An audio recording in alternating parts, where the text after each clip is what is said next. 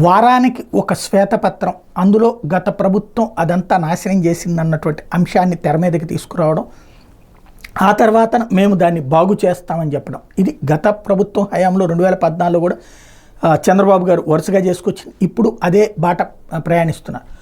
అదే సందర్భంలో కొత్త నిర్ణయాలు కూడా వేగంగానే తీసుకుంటున్నారు. అందులో భాగంగా పెన్షన్లు ఒక్క రోజులోనే చెల్లింపు లాంటి అంశం ఒక ఎత్తు, ఉచిత ఇసుక మరొక ఎత్తు. ఇప్పుడు నెక్స్ట్ ఇక ఆయన ముందు ఉన్నటువంటిది, ఎందుకంటే ఎలక్షన్స్ ముందు పెద్ద ఎత్తున జరిగినటువంటి ప్రచారంలో మద్యం అన్నటువంటిది మరొక కీలకమైనటువంటి అంశం. దశల వారీ మద్య నిషేధం అన్నటువంటి దాంట్లో భాగంగా ధరలైతే పెంచారు, నాణ్యత అన్నటువంటి దాని గురించిన చర్చ అయితే రైజ్ అయింది. వాస్తవంగా మందు అన్నటువంటిది రెగ్యులర్గా అలవాటు పడ్డ మందు వాడకూడదు అన్నటువంటి రూట్లో అవి కాకుండా కొత్త బ్రాండ్లు ఇచ్చారు.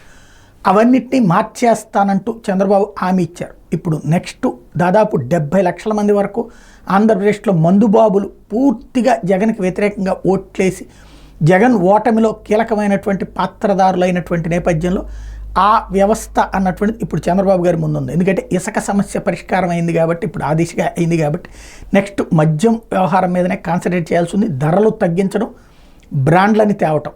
నెక్స్ట్ ఆ పాలసీని రిలీజ్ చేస్తారా చూడాలి.